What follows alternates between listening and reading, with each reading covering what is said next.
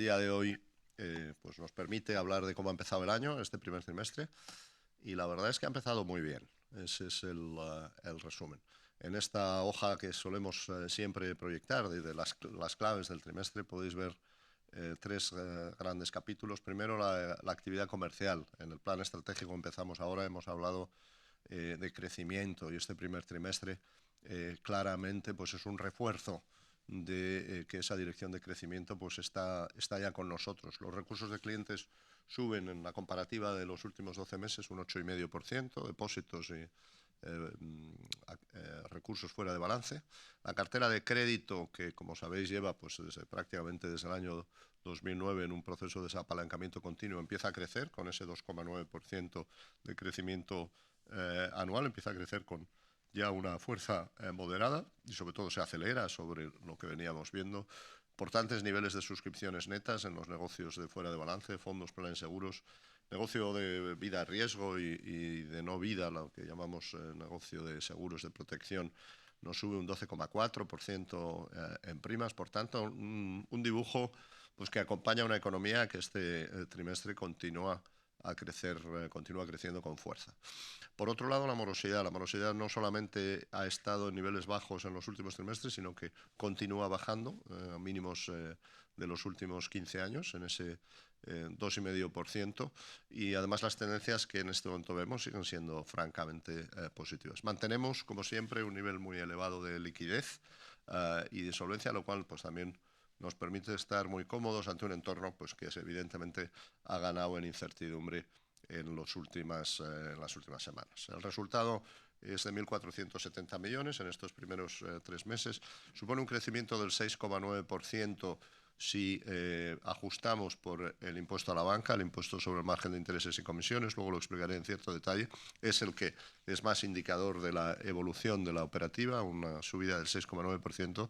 Desde el punto de vista contable, la realidad, el incremento es del 46,2% por esa comparativa distorsionada por diferentes maneras de contabilizar el impuesto a la banca, que desafortunadamente para nosotros sube aproximadamente un 20% en el conjunto del año sobre el impuesto que pagamos el año pasado. La rentabilidad está ligeramente por encima del 15%, medida sobre fondos propios, el 15,4%, y la eficiencia mejora hasta el 37,7%, uno de los niveles mejores de toda la banca europea. Entrando primero en la economía, que evidentemente para una entidad financiera como nosotros tiene una influencia muy grande en nuestros resultados. El crecimiento de España, que el año pasado superó con mucho a la Unión Europea, esperamos que se mantenga elevada. Tenemos una previsión del 2,5% respecto a la eurozona en un 0,8%. Evidentemente hay cierta incertidumbre. Nuestros economistas hablan de ciertos sesgo a la baja en la proyección de posibles riesgos, pero en todo caso en niveles muy atractivos, tanto diría en términos absolutos como sobre todo en términos relativos. El crecimiento del PIB está, yo creo que, evolucionando hacia un mayor peso del consumo privado y de la inversión. Fijaros en la contribución por componente de la inversión, que esperamos un 0,6% este año, con un crecimiento importante y un menor peso del consumo público, lo cual también creo que es más sostenible hacia futuro. Es la dirección por la que debemos ir. Evidentemente todavía nos queda trayectoria. Hay algunos puntos que recordar, que es la posición externa de España, como el endeudamiento exterior ha bajado de prácticamente el 98%, o sea, una vez el PIB, a ya solamente un 44% del PIB en estos 15 años, con una serie de 13 años de superávit en cuenta corriente, que ha permitido gradualmente equilibrar este desequilibrio histórico de la economía española, que es un dato muy positivo, es, digamos, una prueba del algodón de que la competitividad del sector privado en España es adecuada y va mejorando. La inflación contenida, en este momento la inflación en inglés le llaman core, la inflación núcleo, está por debajo de la eurozona y continuamos viendo algo que nos deja también mucho margen de actuación, que es unos niveles de endeudamiento del sector privado muy por debajo de los que teníamos históricamente, por supuesto, pero también de la media de la eurozona. Quería hacer una breve reflexión precisamente sobre la dinámica que tenemos en la economía y el posible impacto del aumento de los aranceles, o el impacto que tendrá. Lo que no sabemos es exactamente cómo será el dibujo final. Decir que nuestros economistas habían previsto ya una subida de aranceles, por tanto, esta proyección del 2,5% ya contempla un impacto de subida de aranceles. Es verdad que la manera tan brusca en que este problema se ha desencadenado a partir del 2 de abril, pues genera probablemente un shock adicional de confianza y no tenemos tampoco claridad en cuál va a ser el punto de equilibrio al que se llegue, el nuevo punto de equilibrio al que se llegue, ni cuándo se va a llegar. Por tanto, puede haber un impacto algo superior a lo que estaba contemplado, que eran 0,2 puntos de PIB por aranceles, y por eso teníamos una proyección del 2,5. Pero en todo caso, vemos un crecimiento para la economía española en todos los escenarios superior al 2% en este momento, y por tanto un inicio de año y sobre todo una manera de enfrentarse a esta situación global muy positiva. Tenemos evidentemente mucha menor dependencia de las exportaciones de bienes a Estados Unidos. Aquí tenéis las cifras, en España el 1,1 comparado con niveles muy superiores en la eurozona, prácticamente de 3 veces, y evidentemente en otros países del mundo hay números incluso mucho mayores. Seguimos viendo que el crecimiento de la población evidentemente va a ayudar a la subida del PIB, no necesariamente a la del PIB per cápita, pero sí a la subida del PIB. La dinámica del mercado laboral es buena, se están creando puestos de trabajo a un ritmo, de hecho, superior al que estábamos previendo, cerca de 500.000. El incremento de la renta bruta disponible el año pasado ha sido muy notable, se desacelerará probablemente algo también con una menor inflación en el 2025, pero sigue a niveles altos. La tasa de ahorro, que también es una protección importante ante posibles shocks, está niveles de casi del 14%. Turismo sigue tirando después de varios años de recuperación después del COVID. Estamos viendo que en el año 2025 continúa a aumentar el gasto de los turistas internacionales. Evidentemente también hay un factor de desestacionalización que ayuda mucho, de alargar las temporadas, y antes hablaba también del despegue de la inversión. La verdad es que son datos muy importantes que nos tienen que dar confort. No quiere decir que no tengamos deberes por hacer, que tenemos unos cuantos, pero estamos en una buena posición y, de hecho, como bien sabéis, el Fondo Monetario Internacional revisó hace unos pocos días las previsiones de crecimiento mundiales, todas a la baja, con la excepción dentro de los grandes países de España, con una revisión positiva. Por tanto, un mensaje que quiero transmitir de confianza, de tranquilidad, no de dormirnos, porque hay muchas cosas por hacer, pero sí de que partimos de una buena posición. Aterrizando en lo que esta dinámica económica supone para CaixaBank como principal banco en España, evidentemente es más crecimiento, más volumen de negocio. Tenemos un crecimiento del 6,5% en volumen de negocio. Aquí en volumen de negocio sabéis que sumamos todos los recursos, fondos, planes de pensiones, seguros, depósitos en balance y también créditos. Nos sube un 6,5%. En el plan estratégico teníamos previsto superar el 4%, por tanto es un primer trimestre muy por encima de lo que teníamos proyectado. Vamos a ver si le podemos dar estabilidad o incluso aceleración, pero es un comienzo magnífico. Mantenemos la cuota de mercado del 25% en media en los productos financieros en España. Hemos crecido 340.000 clientes en base neta, en base bruta hemos crecido más de 1 millón, pero tenemos en este momento, entre las altas y las bajas, 340.000 clientes más que hace un año, con un porcentaje que sigue subiendo de clientes vinculados y también con un crecimiento muy importante de clientes digitales. Un segundo pilar de nuestro plan era la transformación, hablando fundamentalmente de la transformación tecnológica, pero también de maneras de hacer y, por tanto, de las personas. Algunos datos de lo que vemos en este primer trimestre: el despliegue de la nueva app, del nuevo canal digital, se está produciendo paulatinamente con gran éxito y estamos viendo ya algunos resultados, como es el crecimiento tan importante de altas digitales del 38% y de ventas digitales del 22%. En el primer trimestre hemos lanzado Facilité a Coches, la venta de vehículos de segunda mano, vehículos de ocasión, que nos crecen año contra año un 43%, por tanto una iniciativa muy exitosa y que está siendo muy apreciada. Tenemos previsto ahora, en el mes que viene, el mes de mayo, lanzar una plataforma similar que se llama Facilité a Casa, dirigido también, lógicamente, a facilitar a nuestros clientes la adquisición y la financiación de sus viviendas.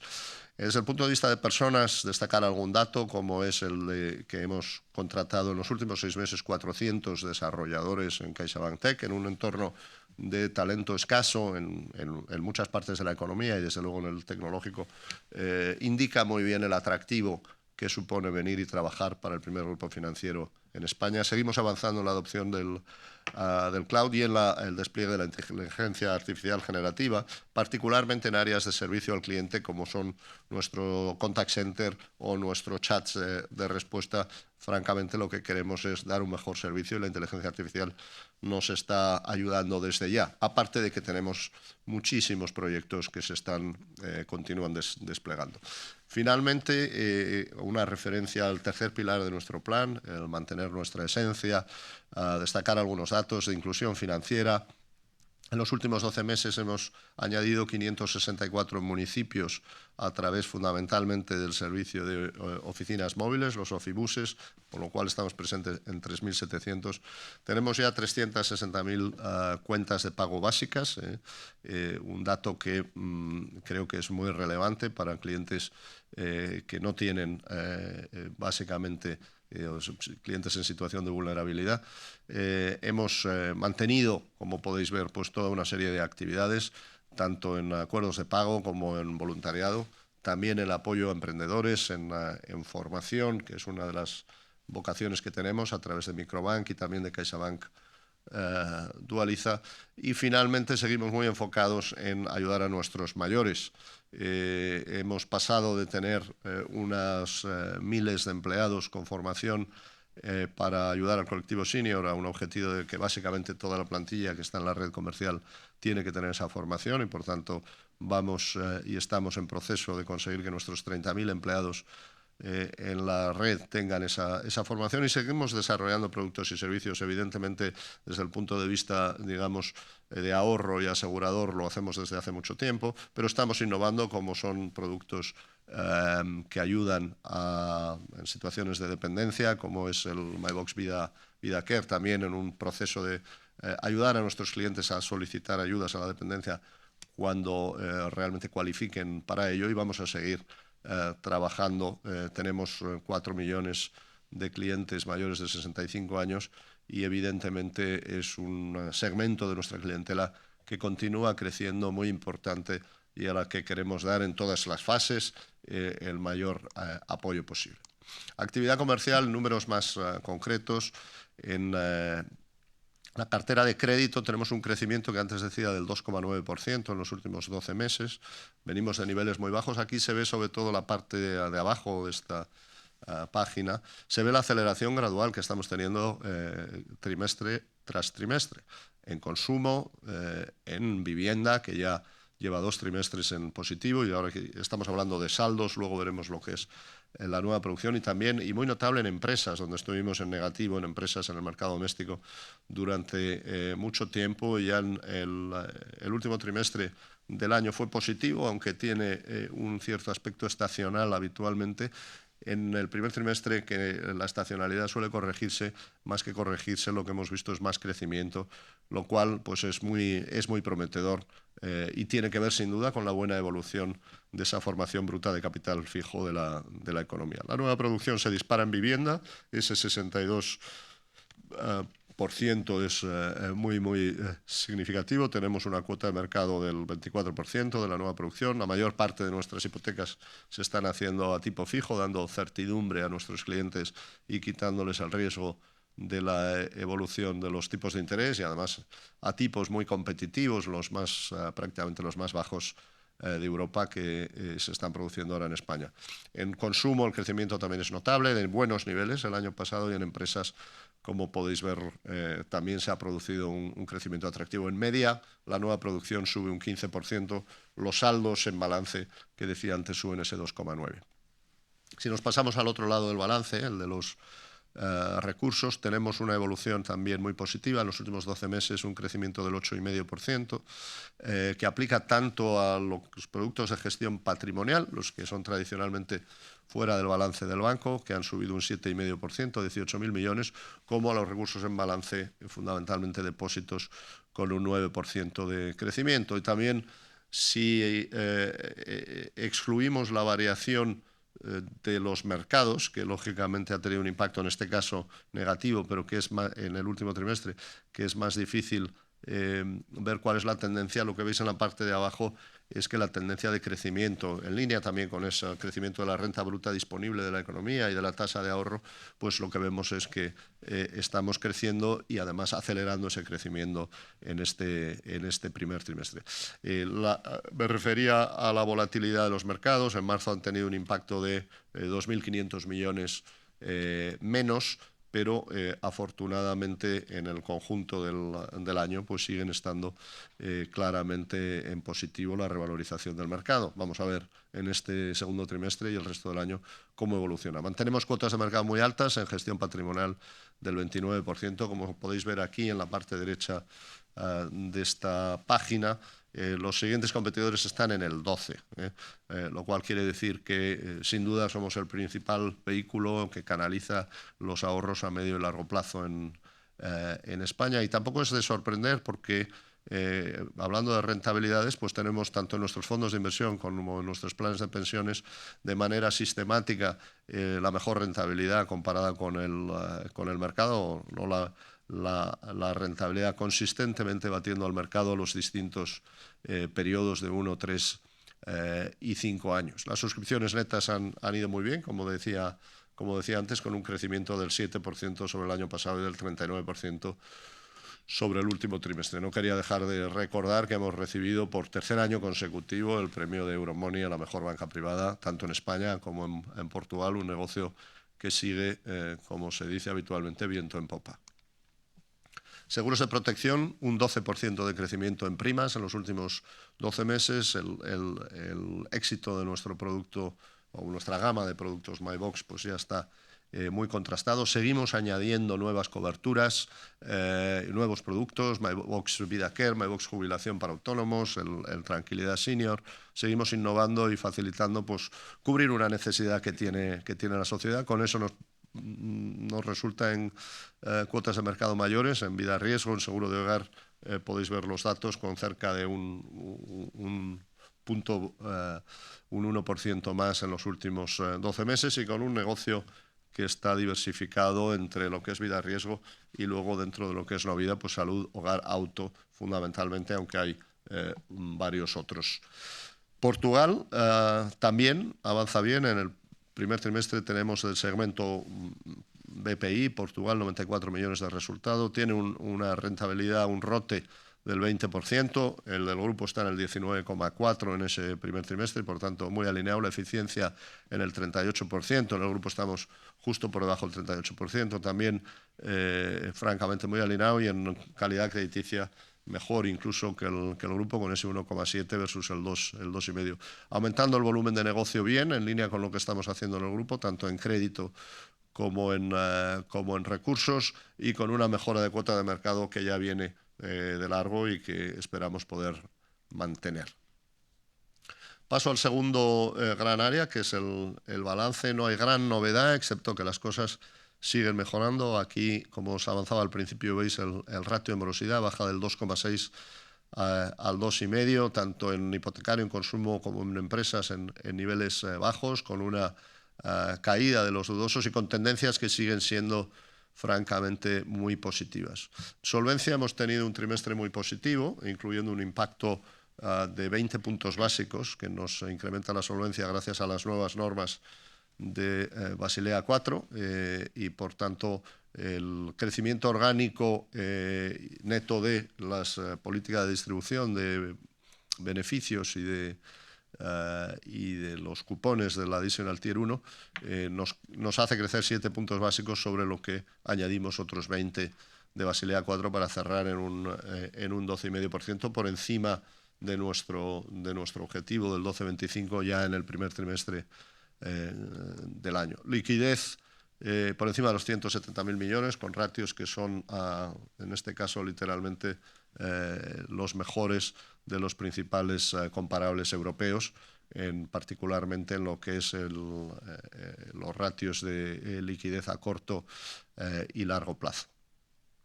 Y finalmente, resultados. Todo esto nos lleva a un incremento de los ingresos totales del 14%. Si bien en este 14% hay una reclasificación del impuesto a la banca y por tanto puede llamar un poco a engaño, si vemos el capítulo a capítulo, el margen de intereses nos cae, como habíamos previsto, como habíamos anunciado que nos caería. Habíamos dicho aquello de mid-single digit, un dígito medio, y nos está cayendo al 4,9% como consecuencia de la bajada de los tipos que conocemos iba a tener ese impacto. Los ingresos por servicios con un crecimiento muy fuerte del 6,8%, destaca evidentemente la gestión patrimonial, con mayor patrimonio bajo gestión, una subida del 16,5% que nos permiten en gran medida reducir ese impacto negativo del margen de intereses. El resto de ingresos mejora mucho precisamente por la reclasificación y el diferente devengo del impuesto a la banca que ahora comentaré. En gastos tenemos un crecimiento en línea con lo previsto del 4,8%, especialmente en gastos de personal, pero como podéis ver el ratio de eficiencia sigue mejorando de niveles que ya eran muy buenos, por debajo del 40% del año pasado, a niveles aún mejores con ese 37,7%. El coste del riesgo se mantiene reducido. Habéis visto, hemos hablado de la reducción de la morosidad y eso tiene un reflejo también en las provisiones que necesitamos hacer cada trimestre. Cogemos los últimos 12 meses, es un 0,25%. Si anualizamos este primer trimestre es un 0,2%, que francamente en este momento pues, son de los mejores ratios de coste del riesgo que he visto en las presentaciones de resultados, y mantenemos una ratio de cobertura muy elevada, de hecho que crece del 69 al 70%. Con todo esto, el resultado final nos sube a 1.470 millones, como digo, con esa subida del 46,2% sobre la contabilidad del año pasado y ajustando por el impuesto a la banca un 6,9%. Aquí podéis ver los datos.